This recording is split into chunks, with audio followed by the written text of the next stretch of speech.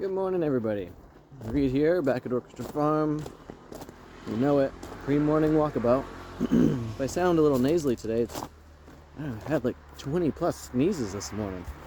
Ever since I came out of my chicken coop and getting back in my house, just been a storm of sneezes. So, sorry about any of that extra congestion. To everybody who's been listening to my recent singles up on Bandcamp, that's bendingreeds.bandcamp.com. Thanks for checking that out. Had a couple good questions come in about the music and the combination of artwork and music. And those are great to engage with and answer. And it got me thinking of how, in my process of creating stuff, and this goes kind of across the board right now, because I'm juggling family and work and all the different pieces of life, there's really only these small little moments that take place. Like, I started my artistic practices back up with this notion of like 5-minute practices. Like, can I write something in 5 minutes? And can I record something in 5 minutes? Thankfully, sometimes that stretches into an hour because it gives me a chance to actually, create a song. But even creating a song in an hour, that's pretty quick. And here, look at this terribleness. You see all those white bits? Yep, that's thistle. Yeah. And in creating stuff in that quick time, there's two different aspects that I'm working with in particular. One being getting my personal critic out of the way so that whatever comes forward, I just let it be. Now, there's a big difference between those moments of just creating and enjoying the process compared to actually releasing some material to the world. That goes through a secondary process, which is, do I like this thing? Is it good enough to release? And my process with that is also quite quick. It's really a first impression. If I like it, I say, that's good, and it goes off. And if I don't like it, that's probably never going to see the light of day. And at the end of my year review, when I look back across things, I'm going to check in and see,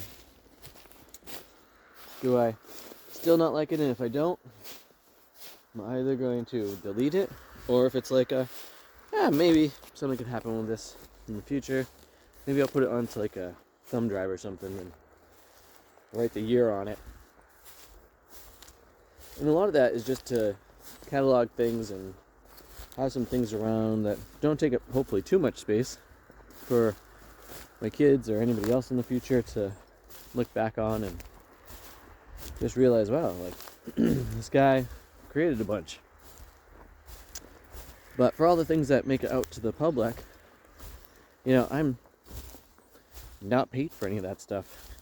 And even having this big squash patch that you can see in the different distance there, I'm taking copious to see how my time and energy and the returns are on these things, because I do want to be spending time with my family. I do want to have time for some other activities in my life.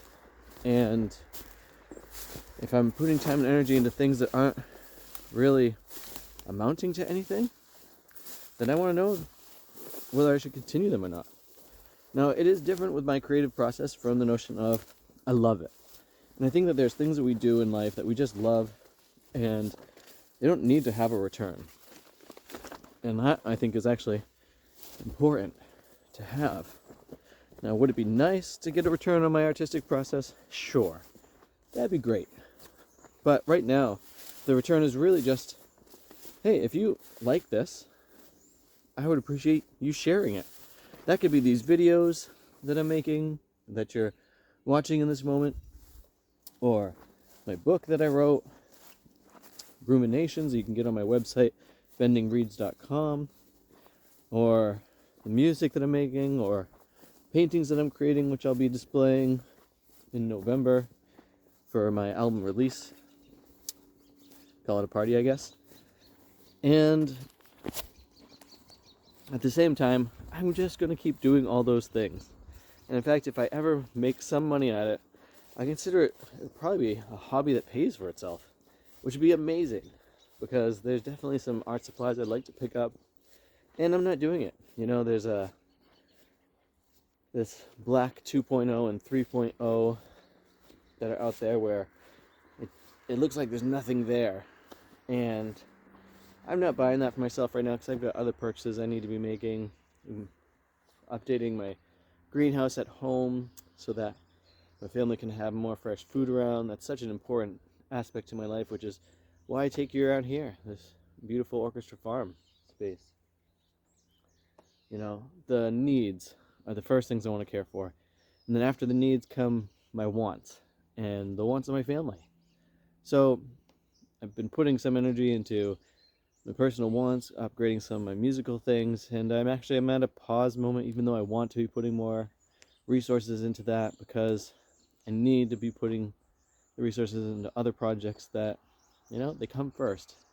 And having those priorities worked out is kind of crucial to life, you know? And so I really appreciate everyone who's liking and subscribing and commenting on any of these videos or my, the stuff I put on social media, particularly around my music and my arts, and all that is fabulous. And I just want to say, like, one of the things I need in my life is people. And so for all my people out there, super love you guys, super appreciate you. Thanks for being in my life. Thanks for being in the life of my family. With that, I hope you all have a super great day. Remember, have too much fun.